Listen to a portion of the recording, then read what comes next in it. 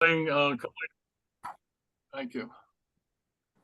I'm Ford Spalding, calling the meeting to order for September 11, 2023, of the Community Center Building Committee. Following guidance issued by the state 2020 regarding an open meeting, this public meeting will be held remotely, and individuals wishing to participate may do so by utilizing Zoom video conferencing technology. Just to let everybody know, this is a recorded meeting. And I will call the members to just signify by saying aye. Ruth Townsend, Aye. Dave Billings, Aye. Dick Malcolm, Aye. and Ford Spalding, aye. Luciana is here. Oh, Luciana, sorry, I see your picture and I was expecting just to see a phone.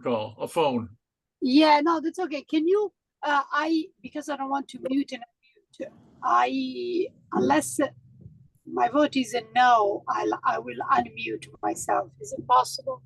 I don't want to distract from my driving.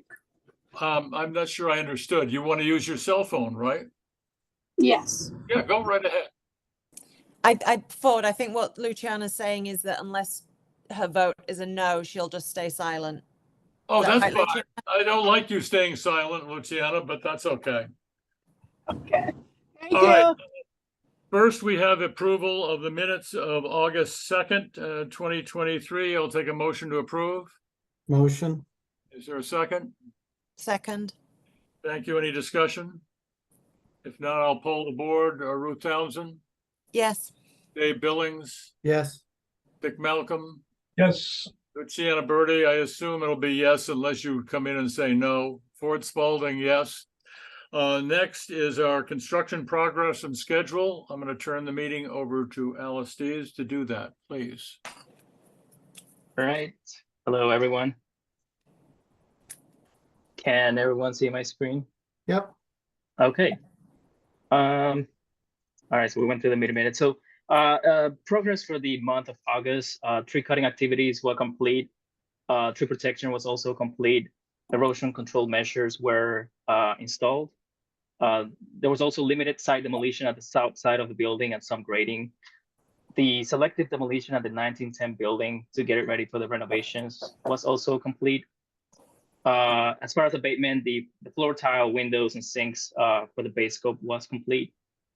The building's permanent power was disconnected, and we also got temporary power to the trailer. What's going on right now? Roof abatement work is ongoing, as well as some additional abatement work that we're going to be discussing. On the site, there's currently site work going on at the north and east sides of the building. And as far as what's coming up, we still need temporary power to the building. We're waiting on Eversource for that. And then the additional abatement work that needs to take place. Do we have any questions on the construction progress for the month of August? Okay, let's look at some photos. So these two photos here show some of the site work progress. The photo on the left is where the playground used to be, and the photo on the right is the east side of the building. And then there's also, if we look at the photo on the right here, there's also some site demolition currently happening at the front of the building. And the picture on the left shows when the 6,000 gallon oil tank was being removed. These photos are of the 1910 building, the basement floor. They're basically the same space, but the picture on the left shows when demolition was happening, and the picture on the right shows the condition as it is right now. So the selective demolition is pretty much complete at this point in this area. But it's important to note, well, in these pictures, both on the left, it shows the type of work that they're doing for the abatement is proving to discover asbestos. So that's the kind of thing that has to happen in order to do a complete check on the amount of work that needs to be done. Thank you, Ford. Okay, moving on. Similarly, on the second floor of the 1910 building, the left picture shows some of the abatement work as it was happening. And the picture on the right shows the condition as it is right now. So again, selective demolition is complete and the space is cleaned out for renovation. I don't know what's happening with that picture. I haven't seen this before. Okay, well, the picture on the left is supposed to be the 1910 building, is the basement floor as well, showing some of the demolition work ongoing. And the picture on the right is just showing how the permanent power to the building was disconnected by the electrician. Do we have any questions on the pictures? The one thing I do want to add is when the separation between the 1910 building and the other side of it, which is what, the 1930, we did discover a couple of windows and door that were behind the walls. So that was, to me, that's an interesting fact. I was not surprised. It used to be all four sides. So when they built the addition, they block up the windows. Yep. Have we taken a look at the facade of the 1910 building, especially where we'll be enlarging the windows? I just want to see if we can sort of take a look at the condition of the masonry and the detail that will be built in, and see if there are any issues. I think that's going to be a tricky piece of construction, and it'd be nice to get ahead of it in case there's, the existing condition is different from what we had assumed it to be, now that we've got everything exposed. That's a good point, David. It's interesting that you mentioned that. Michael Barker and myself, we walked around the 1910 building and we looked at some of those conditions, and that's something that we're actively looking into. Excellent, thank you. Yep. But if you notice, as you look out there, you can see the town hall in the middle window looking at it. That's correct. Okay, moving on to the construction schedule. This schedule is the same schedule that we had during the last meeting. I'm currently working with the GC to obtain an updated schedule, essentially what's going to be a recovery schedule, because right now we are currently about 3 weeks. The abatement work is about 3 weeks behind schedule. So we need to get on a path to completion on time. Now, beyond that 3-week delay that we have right now with the abatement work, there's some additional abatement work that needs to happen that we're going to go over. Just a second. The 3 weeks you're talking about is the base abatement work. That is correct. So thank you for clarifying that. Yeah. So as far as the base scope of work for the abatement, we're currently about 3 weeks behind schedule there, and so we're working with the GC to provide a recovery schedule. Now, beyond that 3-week delay, there's some additional abatement work that needs to take place. There is going to be a time extension for that, and the contractual duration is going to be extended by some amount, and we're going to go over that in a little bit. Do we have any questions on the schedule? I have a question. This is Luciana. So you mentioned that they have to recover 3 weeks, but they Correct. also they're going to extend the schedule. Why they are going to extend the schedule? Yeah, so it's two separate things, So the delay that we have right now, the 3 weeks, is due to their base scope. So that's on the contractor, and they need to recover for that. Otherwise, they risk owing liquidated damages. The contractual extension that I was mentioning, it's for additional abatement work that was discovered that was not part of the base scope. And so because that, that's not on the GC, they're going to get a time extension for that part. And what type of scope are we talking about? Yeah, so good question. So I actually have a list of the scope that includes. I'm going to go over that in one of the later slides. Okay. So I have another question on the schedule. What is their hour? 7 to 3? Do they work weekends or not?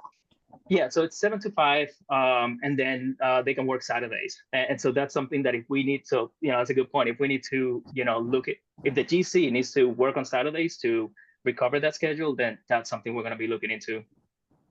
So they are not currently working on Saturdays? Correct. They're currently not working on Saturdays. Okay, great. Thank you. Yep. Thanks, Luciana. Any... Have we been able to get a native version of the schedule? Yeah, so actually I just got one a couple hours ago, and I did get the native files that were requested. David, is that you speaking? Yes, it is. Okay. Yep. So I have the native files now. They, they need to update a few more things on it, so I didn't want to put it in here. A lot of it. No, that's fine. Yep. So I'll get those to you once we get the the revised one. Any more questions on the schedule? All right, moving on to the development budget. I know this is kind of small. Let me see if I can make it bigger. Here we go. Okay, so basically the cells that are highlighted in yellow are the changes for the month of August. So if we look at starting from going from left to right, if we look at column B, we had a change order that was actually a credit to the project of about 5,300. So you can see here how that money was moved from the construction to the contingency. And we're going to go over what that change order is. Then going to column D1 to the right of that, this basically just shows where the invoices for the month of August were coded to. And we're going to go over what those invoices are. Further down to column E, this at the bottom, the 220. This is where we're capturing that anticipated additional abatement cost. We're capturing that, and we're going to go over that a little bit later. We've also added these two columns at the end, columns H and I.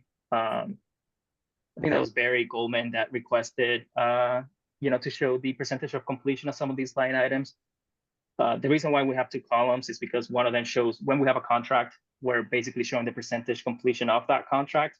But if we don't have a contract, then we're showing the percentage of completion of the budget that we have for it.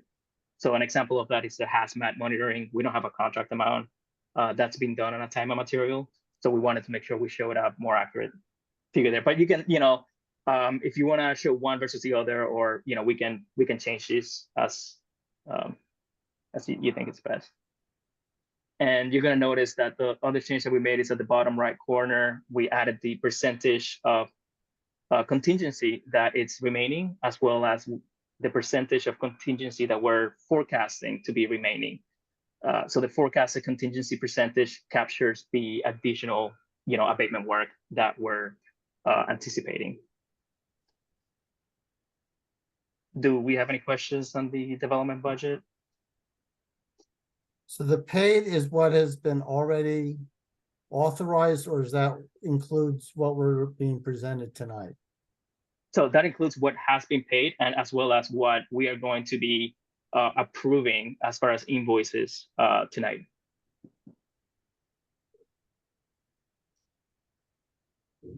Okay. And if we don't approve them, or all right, never mind.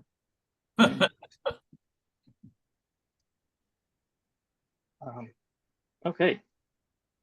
All right, moving on. So the invoices, David, we got 5 invoices for the month of August. The general contractors invoice, that's pay up number 2, in the amount of $373,000. That's mostly for general conditions, site work, and the abatement work. We have Collier's typical monthly billing. It's going to be the same throughout construction of $21,154. We have FMA's August invoice of $38,679. EFI Global, they're the third-party monitoring company, aka the hygienist on the project. They're working on a time and material basis, and their invoice for the month of August was $18,222. And lastly, we have the monthly storage container rental of $398. All these invoices were reviewed by Colliers / FMA and approved. So go ahead, any questions? Yeah, I was just curious, do we get to see these invoices? No city invoices. Excuse me? No, to see them. To review them. So for instance, just curious, the contractor's billing for $373K, we're asked to approve it, but we haven't seen the invoice. Of course. So, I'm sharing my screen here. So in the project share folder, so this is, you should all have access to this folder. I know it might be kind of small on the screen, but this is where all the project related documents are, including pictures, change orders, plan specs, and the payment applications. The first item is actually the payments, and you can see here all the payment applications, so you can review. And we have the draft versions as well as the final version. So you can review this. You should have access, and you can review this if you want. Could you just click on one? So there you go. Yeah, I'm not sure we have access all the time. Usually have to send a link. I think I think we sent a link. I know we sent a link, and All right. I should remind people every month. I think I probably should remind the people, but it's available all the time for the building committee, and you really should probably review it before our meeting. When you Yeah, you know, yeah, that's what I say. These are all available before, like the Friday before? Yes, yeah, I mean, I put this up on the share folder as soon as I get them. Okay. And so the link, and also, so the link, it's gonna be, the link is included in the meeting minutes whenever I send the email. So if you just find the latest, and the link doesn't change either. So if you just want to save it, you can have access to it. But whenever I send out like meeting minutes, it's included in the email. Oh, okay. but the link is the same link all the time, correct, Al? Correct, yeah, that is correct. I know. I think I believe I've sent it out a couple of times, but Okay. And the whole, G702 and G7, pay app is there, the entire pay app. also, not only in that place is pictures. Al takes pictures, and they all go in there. So we have a running thing of pictures. So you can follow the progress and all the other information that's in there. So I'm going to make a motion to recommend to the Board of Selectmen a payment of $451,498.50. This is just a recommendation. It goes then to Michael Blanchard, and then he takes care of it from there. So that's the motion. Is there a second? Second? Is there a discussion? I'll poll the board. Ruth Townsend, Yes. Dave Billings, Yes. Dick Malcolm, Yes. Barry Goldman, Yes. Luciana Berti. And I assume, as we said, it's yes, unless you're going to say no. And Ford Spalding, yes. Thank you. Okay, so the next slide is the change orders. So like I mentioned earlier, we had change order number 1 that was approved. It was actually approved on August 25th, and it's for a net credit to the project of $5,279. That change order is comprised of 2 PCOs. There's the temporary fencing credit. We did not need as much temporary fencing as we thought. So it was a credit of just over 6,500. And then there was a second PCO that was to remove an additional tree that was not in the scope for 1,200. And there's no time extension associated with that change order. Any questions on this change order? Okay, moving on. So construction change directives. So during the course of the asbestos abatement work, EFI Global, who's the hygienist on the project, the hygienist is the third-party monitoring company that's in charge of making sure that the abatement work gets done per regulation. They identified a number of suspect asbestos-containing material that was sampled, tested, and some of which came back hot for asbestos. In addition to that, in the process of clarifying the scope that was identified in the prior asbestos inspection report, we found out that there's additional materials that needed to be removed as asbestos. So what we're looking at is, so what we did is we worked with the contractor to provide a price for each one of those individual scopes. That pricing was then reviewed by EFI, by Colliers and FMA, and it was subsequently revised or reduced. And so in order to maintain the schedule, we authorized the contractor to proceed on a time and material basis, not to exceed that estimated value of $220,848. Similarly, with the time extension, the contractor estimated that this additional work was going to take approximately 21 days. That time estimate was reviewed by EFI and Colliers, and we believe that it is reasonable. But we, similarly to the cost, we also did the construction change directive is a not to exceed time extension, not to exceed 21 calendar days. So worst case scenario, we're looking at, so the way that it's going to work is, once the contractor is going to keep track of all the daily timesheets and material invoices. When the work is complete, all of those are going to be reconciled, and there's going to be a change order for the actual amount of the work and the time that it took to complete the work. And so at that time, we're going to follow the normal procedures for a change order. We're going to present it to the building committee and then present it to the selectmen because of the amount of the change order. So Do we- why don't you just, if you just review them just quickly going through, the boilers is a good example of what has been turned up by the hygienist and the work that has to be done. And you might want to describe that work for those people that don't understand it, and do it the same as the other. It's a little more complex than just, well, keep going. Go ahead. Yeah, thank you for. So, the boilers is a good example. So I know that, the town previously had some abatement work done on those boilers before. There was some testing that was done previously that identified no asbestos. However, EFI, they have experience with boilers of this age, of this kind, and they know that the only proper way to abate something like this is to, they call it demolishing it in full containment. You have to take it out piece by piece, and these are big boilers. And so they identified a number of suspect materials around the boilers that did not appear to have been previously tested. And so upon sampling and testing those materials, one of the samples came back hot for asbestos. And for that reason, just given the condition of the material that was found, which was one of the gasketing materials that was deteriorating, it was flaking off, it was inside and outside the boiler. And so at that point, you kind of had to assume that, the boilers were contaminated, like porous surfaces were contaminated, and the entire boilers need to be demolished in full containment. And they take it apart piece by piece, and the seams probably have asbestos in them.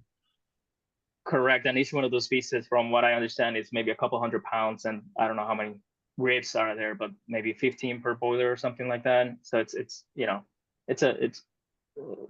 an undertaking for sure. Wasn't it apparent just looking at the boilers that they were covered with asbestos?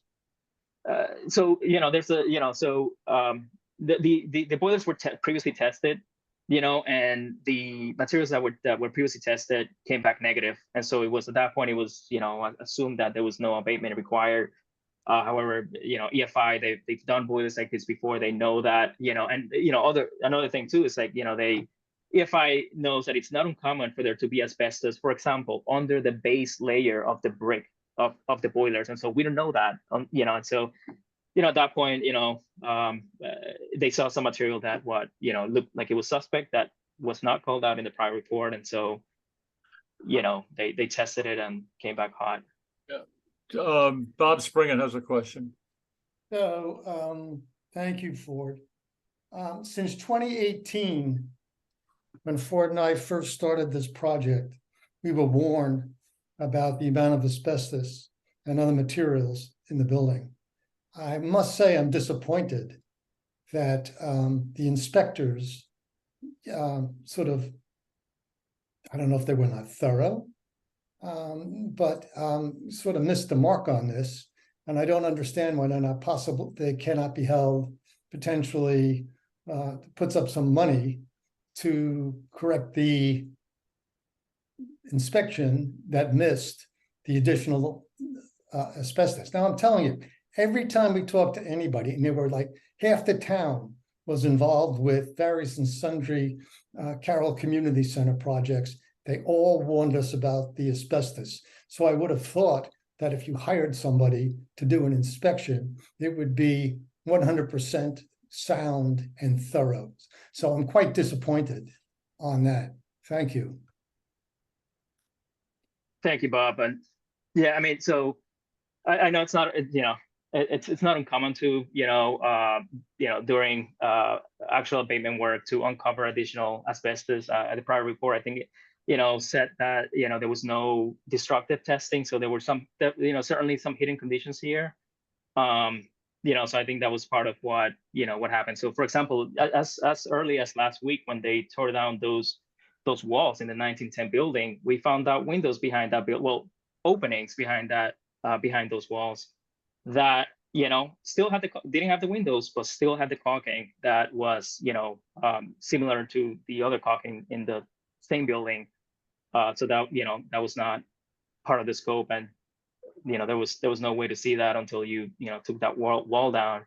Similarly, the cork boards, they did test some adhesives in the cork boards, but there was asbestos in between the layers of the cork board and the back panel of it. And so, until EFI took the hammer and opened that up, they found additional adhesive material, and I know the building was also occupied at the time, so I'm not sure, but it looks like a few of those things were potentially could not have been found at the time. And they really, I will say that they couldn't do the destructive I call it destructive, the invasive work that should have been done to do the testing. Because number one, at the time that the reports were done, we didn't have a project. We had an estimate, but we didn't have a project. So they couldn't go through and do what they're doing now. And that's why we showed the pictures of the type of work that they're doing. Bob, I agree with you. We're very disappointed, extremely disappointed, because when you look at that amount of money, it goes, you're going to talk about the amount of contingency we're using. We should be in very good shape, because most of the contingency liabilities that you probably have would be in the early stages, especially in a renovation in the older buildings. But I was surprised, because I think, like you, I had an understanding the boilers were clean. Well, I think to answer Barry's question, they probably took the asbestos off what they could see, the top of the boilers, but they didn't look at the underside, and they didn't go inside of each boiler. So that would be sort of my answer. Just a quick question. What would be the total budget now, adding this change order to the asbestos removal? So what did we start out with, and what are we at now? Good question. So the base scope for asbestos was about 185,000, and that was a 3-week duration. And we're looking at 220 additional work. So the 185 plus 220 is for about 400,000. I say that's a big miss. That's huge. And again, we need to hold contractors accountable for doing quality work. And again, this is not a surprise. We knew from 2018 that there was a ton of asbestos in that building, and they simply should have been more thorough, and we should not pay that full amount. They should bear some of the cost. Well, Yeah, Bob, I mean, I think the when it comes- contractors bid what's on the drawings. If we don't show it, the contractor's not going to bid it. So we can't hold the contractor responsible for what was not on the drawings. What about the people doing the inspection? That's the design team, and that's a separate issue. But Yeah, right now we're just looking at the contractor's change order. Yeah, and I think, Bob, to your point, I think that, at the end of the day, these materials are in the building, and it's not, it's a matter of when it was identified. Like, it would have been good to know about this stuff beforehand, but it's a cost that still would have been incurred by the town. It's just it would have been nice to, like you're saying, like, know about it beforehand. But I don't know that we can say, we can go after the, prior inspector for $220,000, because, that's something that the town would still have to cover. Well, let me take a look at it a little differently. We need to move forward. So we're moving ahead with the work.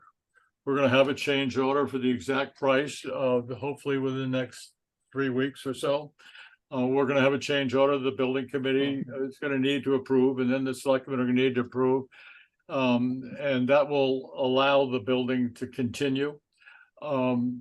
Any going after, a subcontractor or something after the work's done is always a possibility.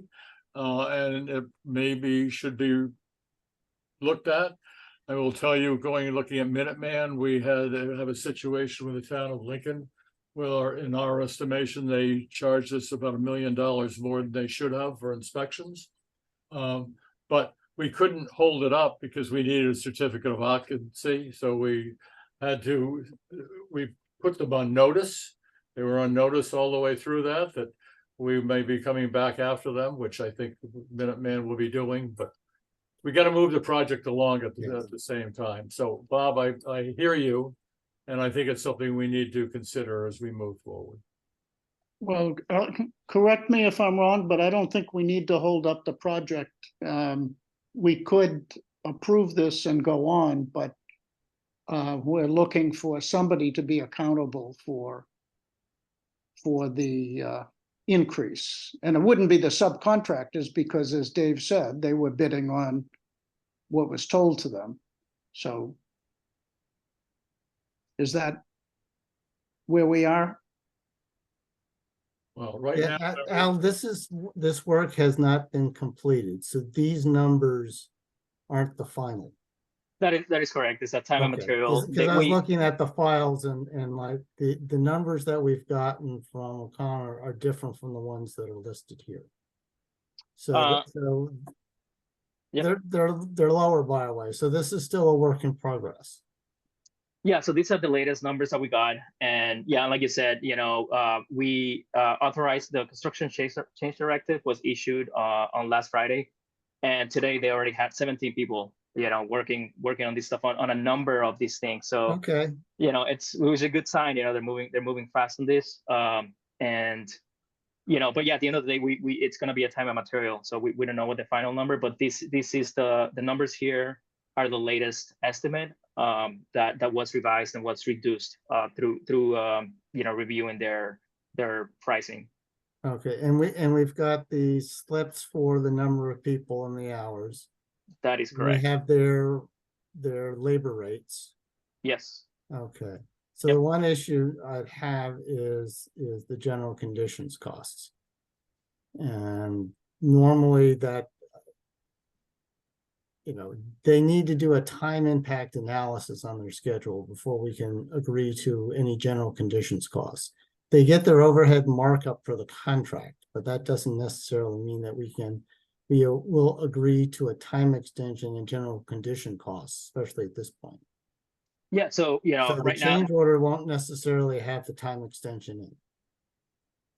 well, I think once we get the change order, the change order is going to be for actual delay and for actual, because at that point it would have been realized. So we're gonna know how long it may not be 21 days, it may be 18 days, and so but we'll know exactly when they complete that work. But they still need to do a project schedule impact, which is just not the time it took them to do it, because we own float that's in the schedule.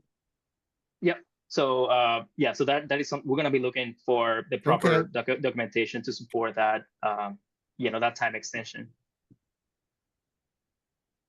That's fine. It's just there's general conditions costs are substantial, and before we agree to that, there's a lot more to go through than just the time and material slips, which should be paid. Of course. Okay. Yeah. Thanks, David. Any other questions on this? Nope. More to come. It's the nature of this project. Yeah. So what does that mean in terms of the contingency? Well, the 220,848 represents about 9% of the overall contingency that we have on the project. So based on all known factors, we're looking at a remaining contingency. If say this change order is in fact for the not to exceed amount, a remaining contingency of 2,228,830. That's for the overall contingency, owners and construction.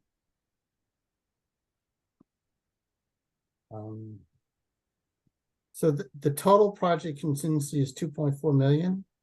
This is confusing. Yes, so the construction contingency currently stands at 1.3 million, and the soft cost contingency is 1.1. Well, yeah, I mean, there's really no reason to break up contingency. So the total contingency of the project is 2.4.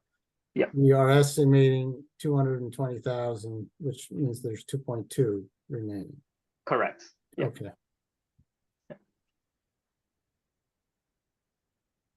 Any So other again, questions on this? Okay. yeah. So again, I think the big takeaway of this is, the additional work that we're looking at is estimated to be about 9% of the total contingency that we have on the project. So it looks like we're good on that end.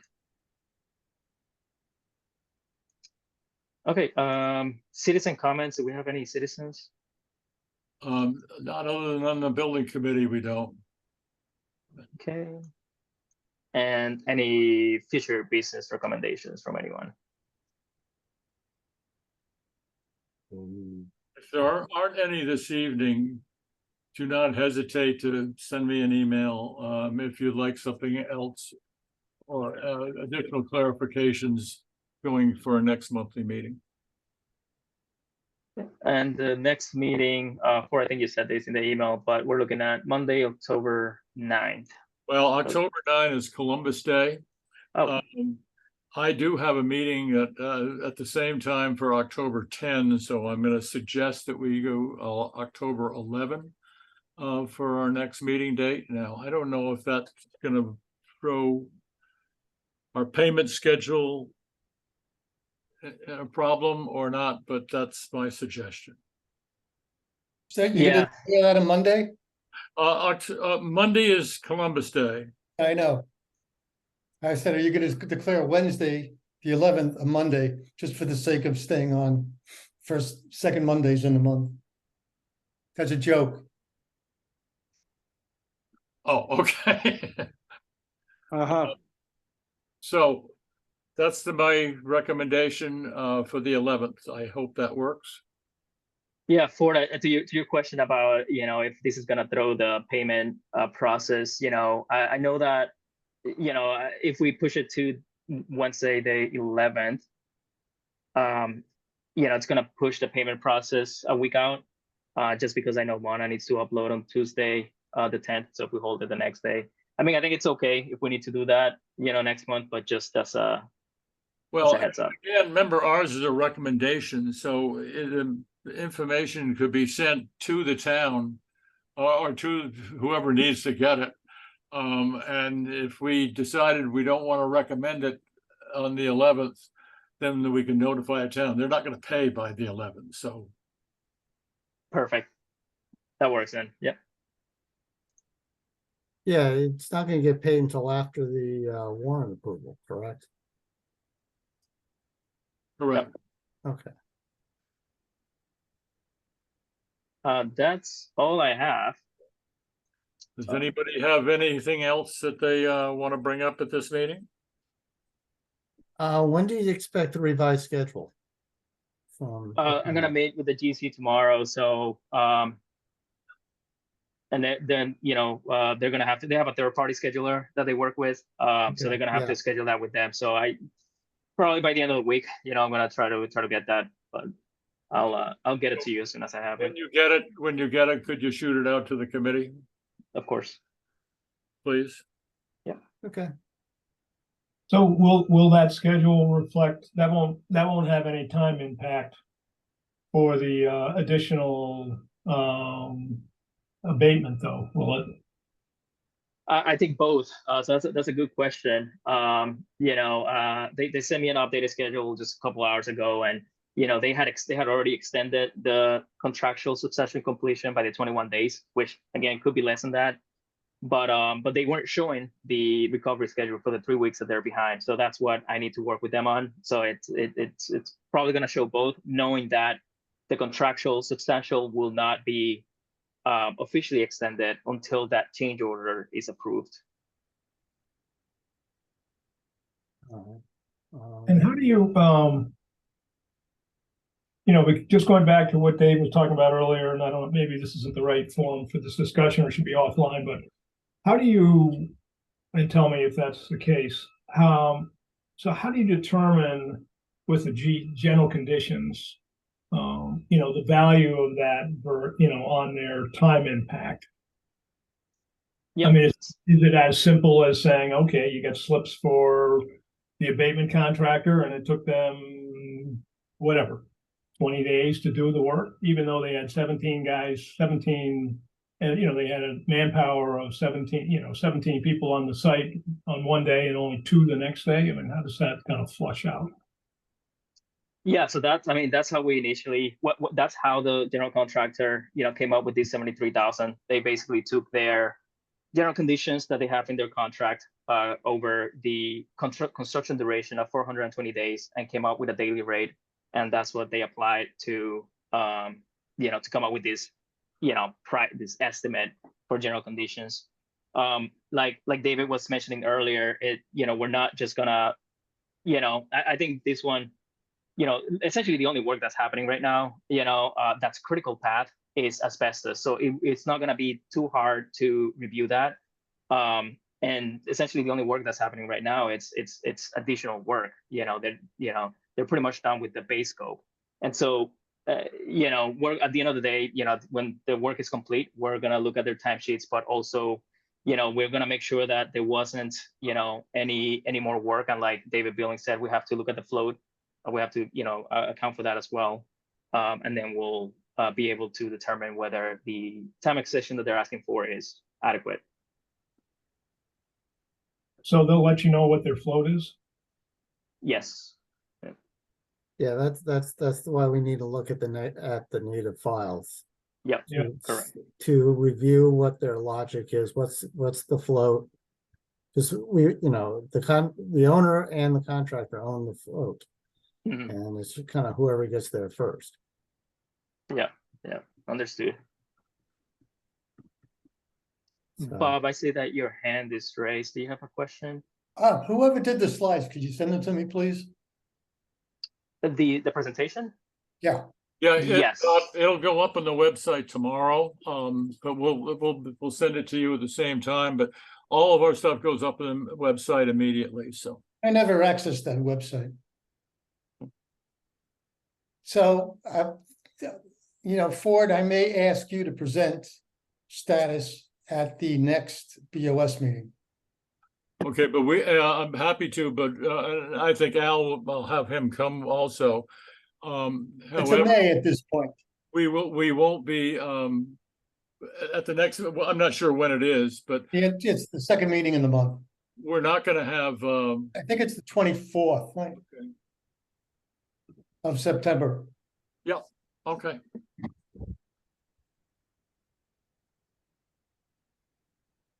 It was supposed to be the 27th, but we had to move it because to accommodate one of the members. So Well, the I'll 24th is a confirm that, Sunday. but I think it's the 24th 24th is a Sunday. of September. And the Oh. following week, I'm out of town. I still think it's the 24th, which is a Tuesday. And I mean, it's still in September. October, although. I'm No, that's supposed- October 24th is a Tuesday. So it's the 26th. Yeah, I'm out of town that week. Well, then we can enlist Al to come and give him an update. We if can have I- Al go, and I'm sure Dick will. Happy to. Throw me under the bus? Okay. Okay, anything else? If not, I'll accept a motion to adjourn. Motion. For a second, Second, any discussion? I'll poll the board. Dave Billings, Yes. Dick Malcolm, Yes. Barry Goldman, Yes. Ruth Townsend, yes. and Luciana Berti. And Ford Spalding, yes. Thank you, everybody. Thank you. Have a Thanks, good evening. everyone. Thanks. Thanks. Good night.